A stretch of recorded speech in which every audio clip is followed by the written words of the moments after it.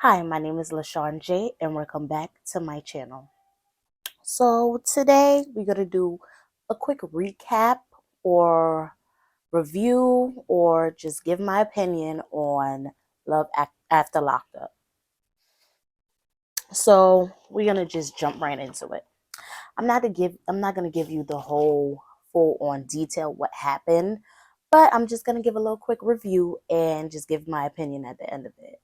And it's not about every cast member, just the few ones that I enjoy watching and I'm most interested in. So first, I want to talk about Cameron and Eris. Cameron and Eris, they're in the car talking about going to the studio. Cameron says that he's been wanting to go to the studio since he was locked up, and he's been dreaming about this the whole time he was locked up. Um, Eris tags along to the studio. They get to the studio. He announces that this is his fiance and how he's getting married. He's a changed man. Eris is standing there. She's looking kind of awkward because it's a studio filled with guys drinking and smoking and rapping. So she's at the studio and everybody's a little puzzled. His friends is like, so I'm a little puzzled to why all of a sudden he's getting married, because when every time I was in a relationship, Cameron would clown me about having a girlfriend and being faithful. And now he's talking about settling down. I don't know if it's because he's been in jail, but that's a little strange and not normal of him. So, you know, Cameron goes into the booth to rap. He's good. He's not bad. He's good. He's a good rapper. Eris is talking about how his rap lines blew her mind, and he was way more incredible than she thought he would be. I think the next scene we see them, they're getting ready to go to meet Cameron's sisters, and they meet up at a tuxedo store where he's getting a fitting for a suit for them to get married, because they said they was getting married Saturday. So she meets the sisters, and the sisters are like, first he tells the sisters he's getting married, this is his fiance's, and the sisters are both puzzled to, you're getting married, you have a fiance all of a sudden. Wow, when did you propose? When all of this happened?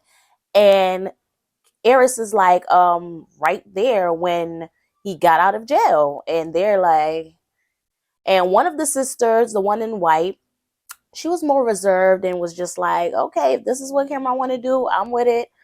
I don't got no problem with it. The other sister was like more bold and asking all the questions and just being more forward. And she's like, yeah, he must have got down on one crusty knee, all crusty and dirty, right from jail, asking you to marry him, laughing about it. But she's just like side eyeing her, like, you just met this guy.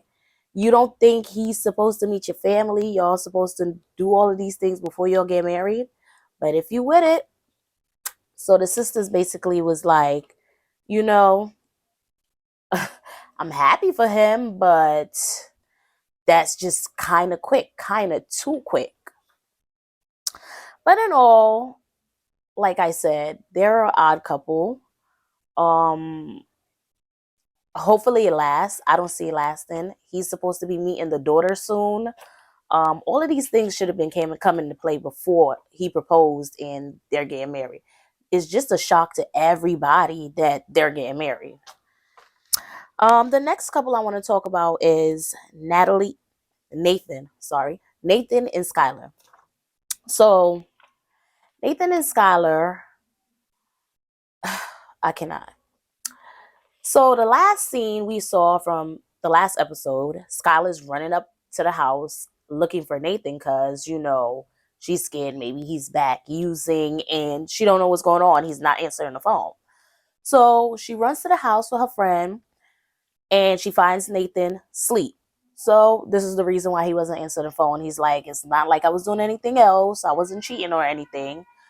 So she's like, yeah, I was worried about you. He wasn't picking up the phone. The friend says, okay, I gotta go. Nathan and Skylar is getting ready to go out on a date. They say it's their first date. They never been on a date before. They're so excited. She went to the salon, got her hair washed, colored, trimmed, everything. She's ready to go on this date.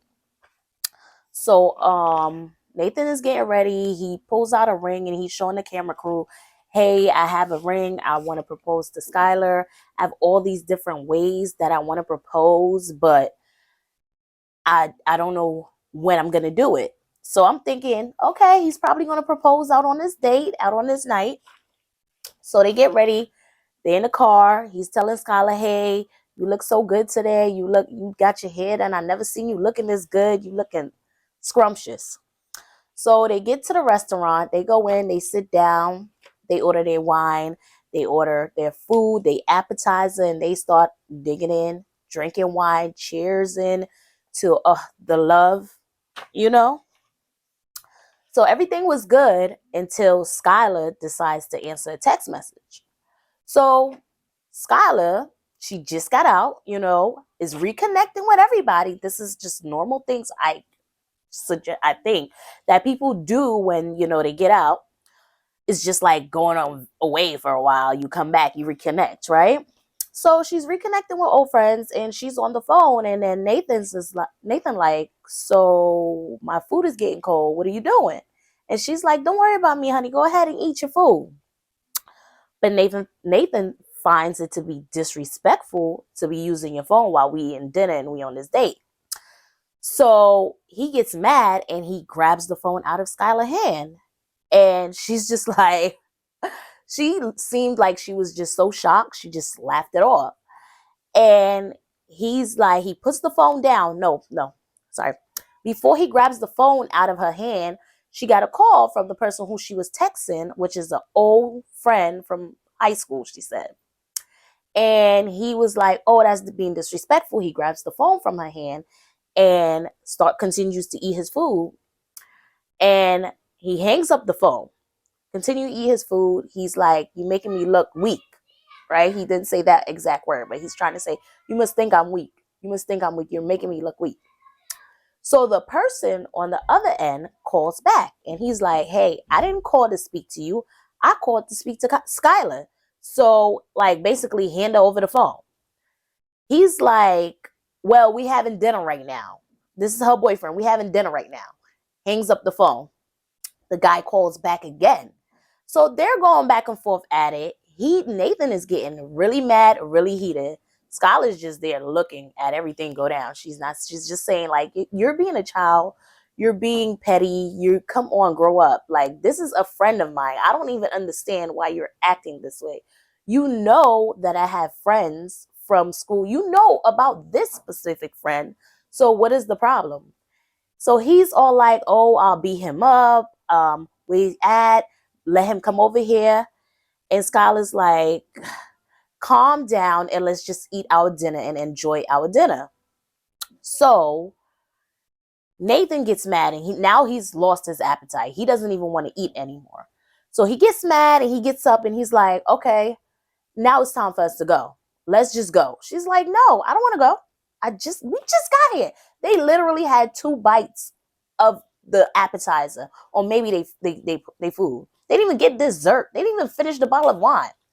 And he was like, I'm ready to go. Are you going to come with me? Please, let's go. And she's like, no, you could leave. I'm going to stay right here and I'm going to finish this food. I am hungry.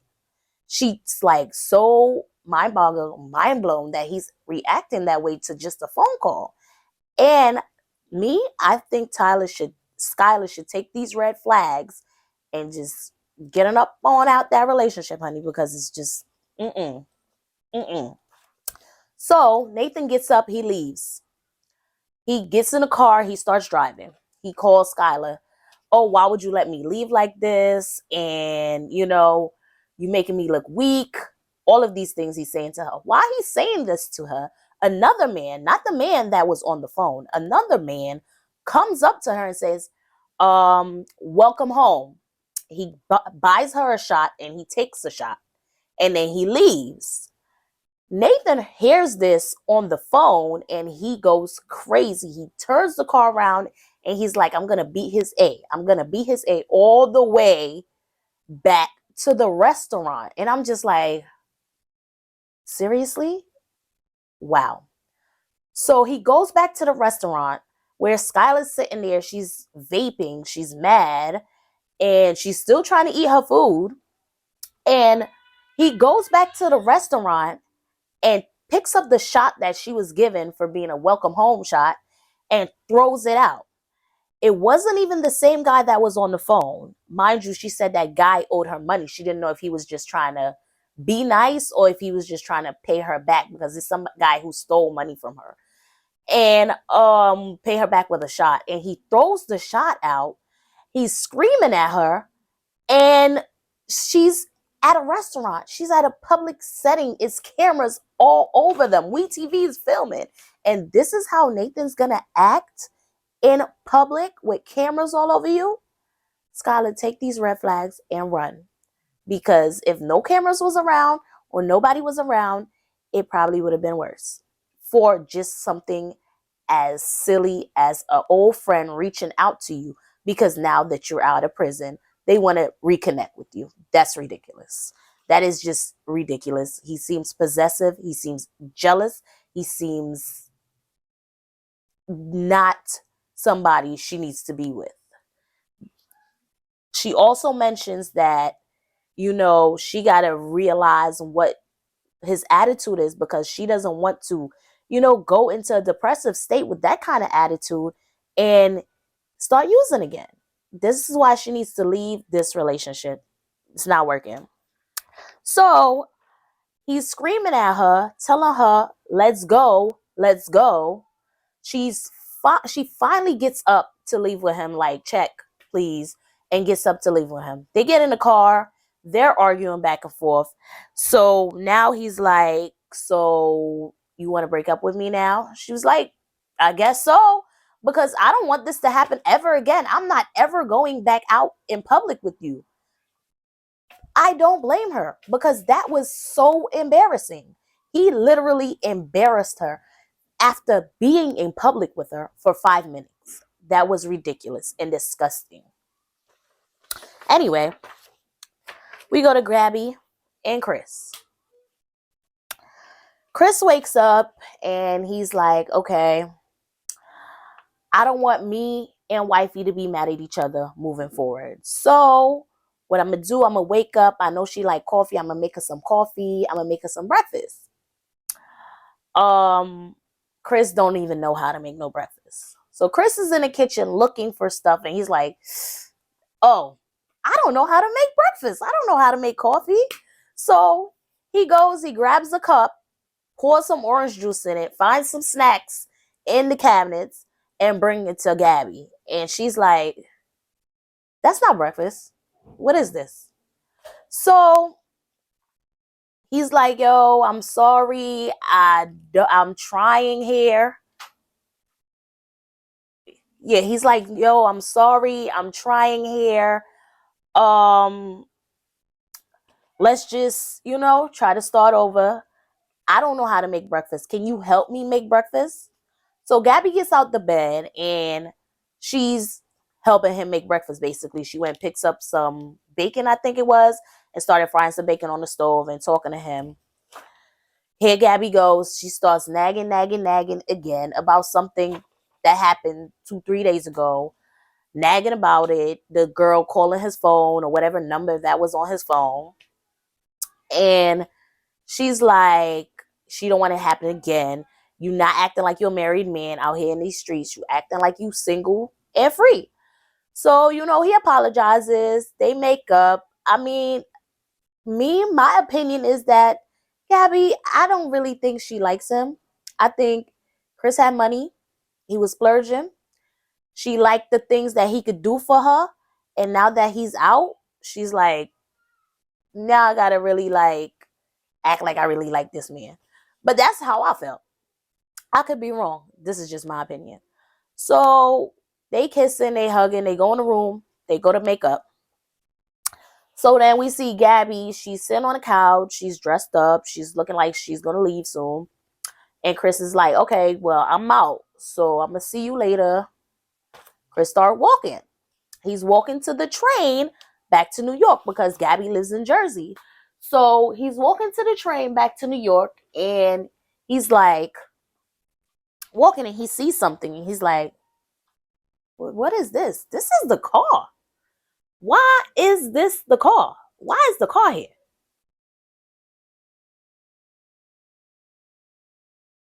Yes. So he's like, why is the car here? She made me take the train to Jersey and then we walk 5 blocks to the house. Now I'm about to walk these 5 blocks back to the train to New York to catch a train to New York. And the car is here this whole time? What the? So he calls up Gabby on the phone, like, okay, so what's going on? Why is the car outside? Come, no, he tells her come outside, come outside. So she's like, okay. So she's walking and she's thinking, I think she knew what he was telling her to come outside for. I think she had a little idea in her head. So she's walking like, because she didn't even fight him on that. She's walking like, okay, I'm going to come outside. He like, yo, isn't this the car? This is the car.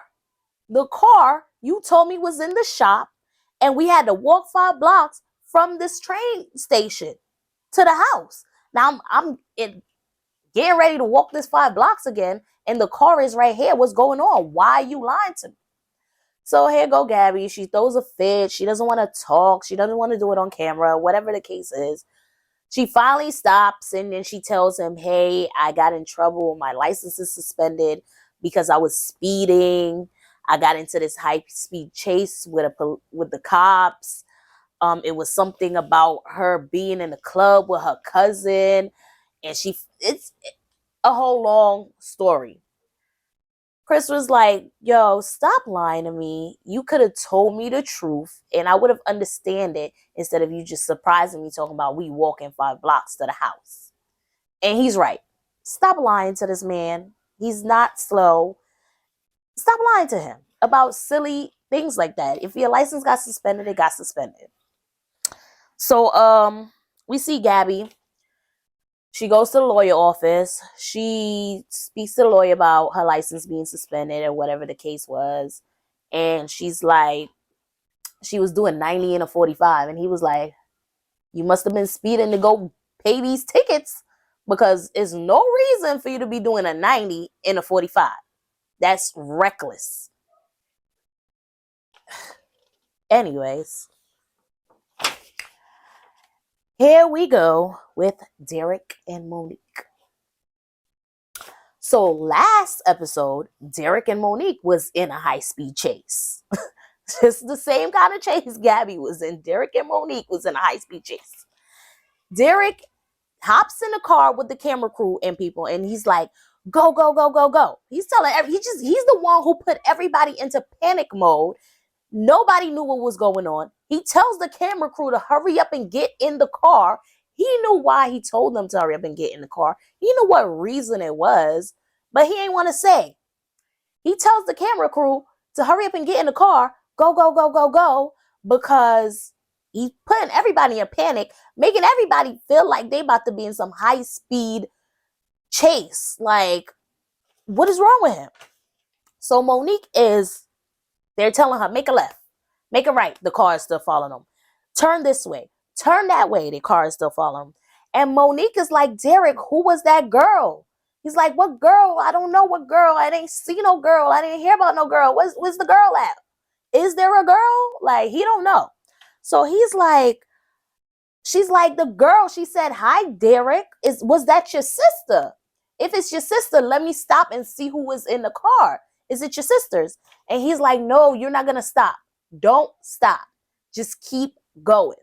So they driving and driving and driving and driving. And the car is just keep on following them, keep on following them. And they just trying to keep figuring out how they going to lose this car because this car is not going to let up. So Monique starts to panic while she's driving, which is not safe for anybody in that car. The car could flip over. She could take a wrong turn and the car could flip over. We all know it's the weight isn't even in the car. So come on, why would y'all have her, especially Derek, have her driving that car so fast in a panic and in a frenzy like that, telling her to make turns, left turns, watch this car on her side, watch that car on her side. So she's in the car driving, going crazy. And they're like, no, we're going to try to lose them. She's like, come on, call the cops. Tell them, do something. Because now I'm being panicky. Now I'm getting scared. I don't know what's going on. A car is following us. I don't know why. I don't know who it is. Could it be somebody from your old neighborhood? Could it be somebody you had problems with before? So now everything is going through her mind. She's like, I did remember seeing girls, but they said, hi, Derek. And Derek he's keep on denying like that did not happen. So she's getting panicked because it's like, who could this be and why would they do this? So they finally lose the car. Derek still acting like he didn't know what's going on. They show us Monique and Derek at the hotel, and she's on the phone. She's like, you know what? I don't know what's going on because you telling me that's not your sisters. You telling me you don't know who's in the car. Now I don't know what's going on. So I want us to change rooms and we're going to switch up cars because I guess that's a rent a car and they rent in a room. Monique said she was going to stay another week or whatever. So I want us to change room and switch up cars. So he's like, all right, but I do have a couple of errands to run while you do that. So she was like, okay. He was like, yo, can you call me an Uber? And she's like, an Uber? Why would you need an Uber to go wherever you need to go? Because as far as I knew, he had an ankle monitor and he has to put the address in before he goes anywhere. So where are you going in an Uber? So she was like, why you need an Uber? He was like, cause I feel like you don't need to be with me everywhere. Monique is smothering me all of a sudden.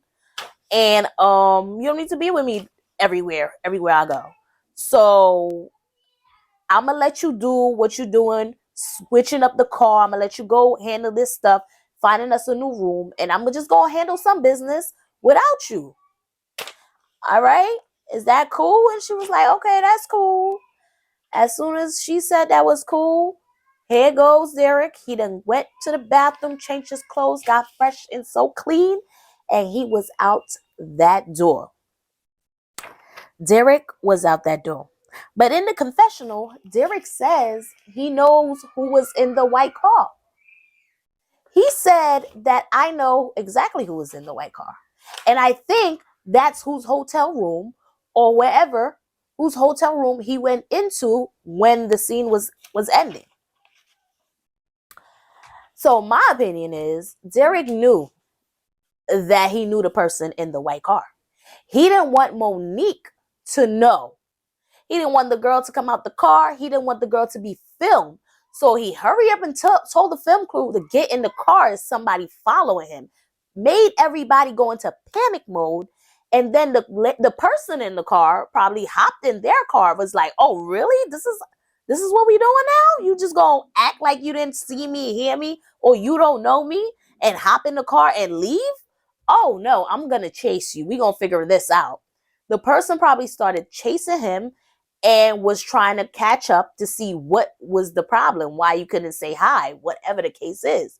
So it's looking like Derek is a little sneak. He probably had another girlfriend or somebody on the side. We're going to find out next, this Friday coming. So, my opinion, this was a good episode. I just think Monique, I hope he's not cheating. But if he is, toss him to the curb. Skylar, Nathan, attitude, toss him to the curb. Cameron and Eris, I don't know, toss both of them to the curb. Um, Gabby and Chris, both of them. Anyways, guys, thank you for joining my channel. Please don't forget to like, comment, and subscribe. And please join me next weekend for a little chit chat, a little talk, review, recap about Love After Lockup.